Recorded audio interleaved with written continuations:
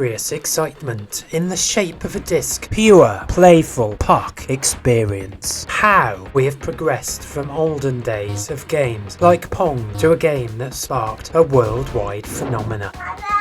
Possibly. It's going to take strength and courage for epic battles with monsters and Harry Potter. Supercharged, tense moments. More tense than a room filled with egg. Mystery, robotic, dapper, gnarly, invisible, boy, pugman, alien and Lemmy. Join forces for the tournament of the decade and century. Do you have what it takes to be a puck master? Why don't you sit down and let the weird times roll in an event created by the people who did that game?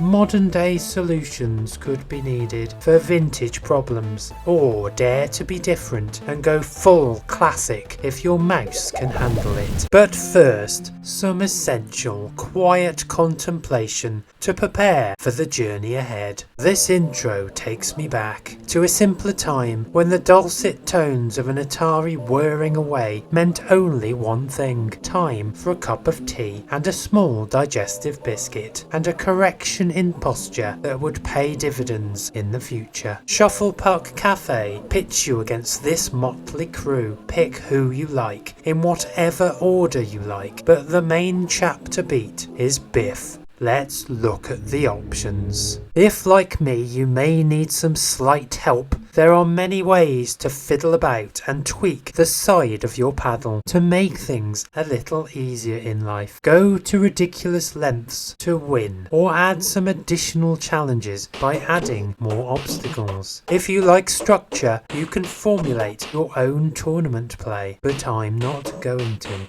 Bearing a remarkable likeness to Chip from the Atari Lynx classic puzzler, Skip won't give you too many issues and is probably the best chap to try and compete against, as you get flexible with your dulcet faded grey Atari ST mouse or mind-numbingly modern optical mouse. Skip tends to be easy to sling past a puck into the top right corner to help smash your way to victory. Don't let Skip's mindless paddle hovering worry you. Confidently smash your puck forwards and revel in the simplicity of this introductory character as he cynically describes your play as a good shot. Use this time as a proving ground to help you master the feel of the paddle, the feel of the simplicity of the game. Beijing is not an everyday normal character. For a start, she is a princess and is expected to be treated as such. Thank you very much. Using her special powers, Beijing will tantalise you with her ambiguity. At random moments in the game, she will hold her hand up to you, looking like she just wants a friend or a cuddle. But make no mistake, this woman is up to no good. When raising her hand, she is trying to distract you, but careful scrutiny of this power move will reveal distinct patterns in her play, often channeling her puck into a very familiar territory. Listen to the sounds on display when she does this, as they can give slight clues as to where the puck will move to. Sometimes it will be same direction, other times opposite.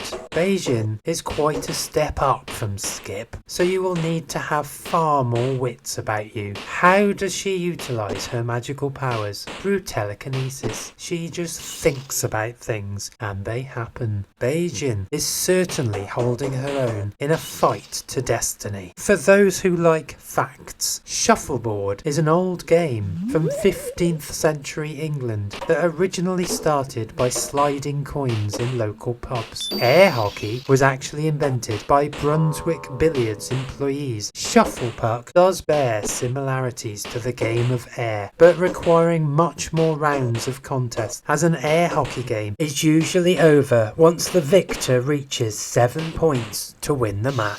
Something I haven't done here.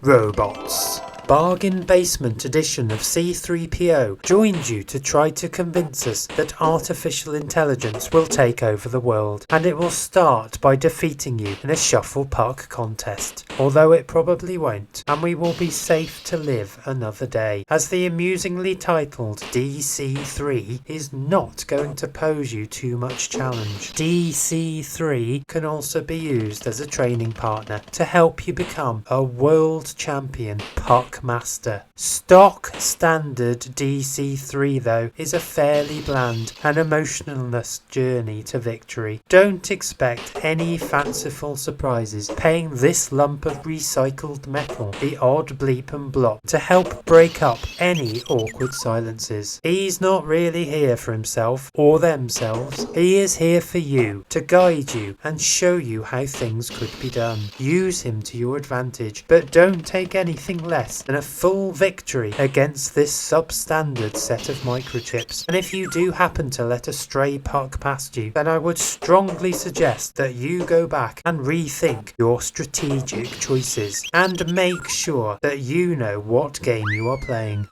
N-Egg, a military hog beast, will provide a notable step up in challenge and require you to sit fully upwards in your chosen seatage to make sure that you can handle yourself. Nothing will be easy in the face of N-Egg, and you won't get much emotionally charged conversations out of him, just the odd grunt and snarl here and there. Wondering his style of play may take you several hours to work out, and I haven't worked it out yet. In other circles, N-Egg is known as the General N-Egg Do Troop. Hang on, or is that Do Troop? Do Troop, Do Troop.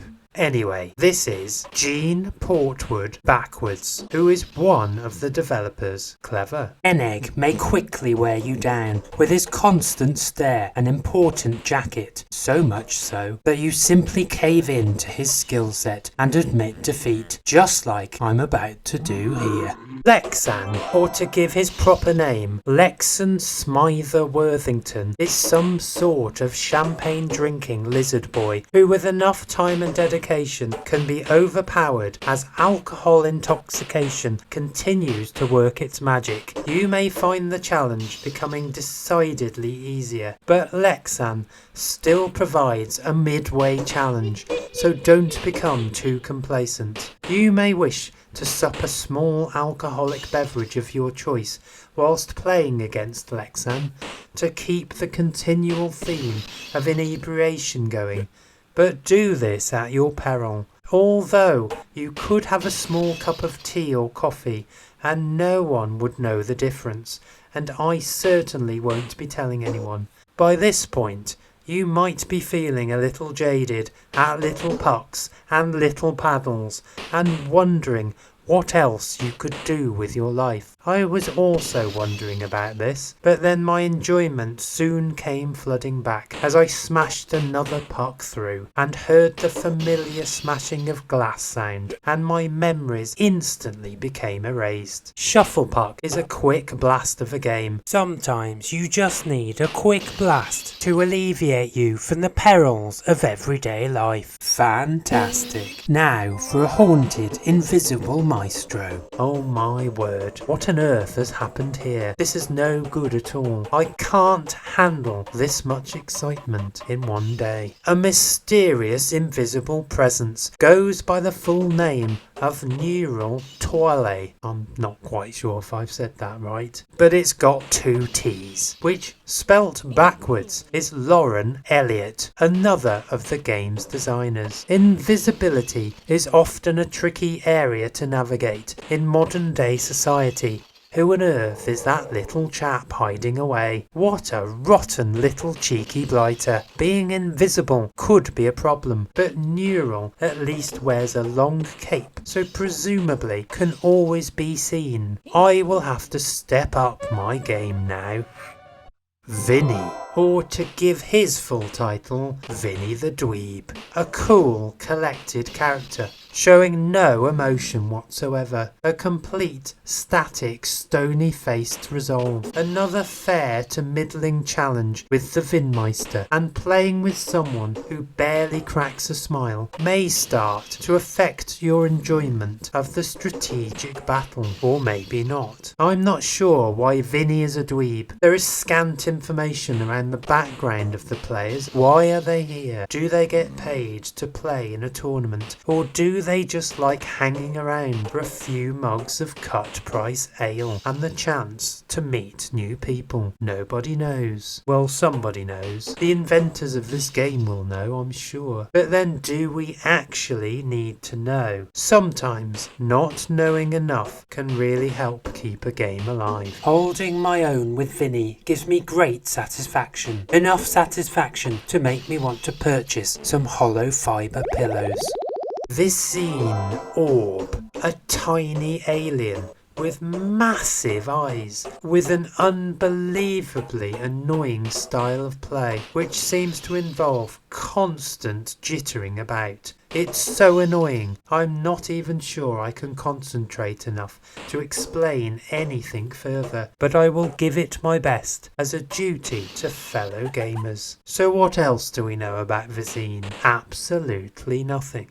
Although clearly this chap is on the mildly short side. I don't see it as much of a skill to just constantly jitter about, but whatever takes your fancy, I guess. Does this mean it's more of a challenge or not? Not really. You get used to it after a while, but it's not overly challenging to defeat Visine with some form of dignity still intact, if you keep your concentration glasses on and ensure keen dedication to the cause of Puck. You might like to have a few light tunes on in the background whilst you play Shufflepuck Cafe. I will leave that decision entirely to you. Has strategy paid off enough to be the ultimate Puck Master? Let's just count the wins, shall we?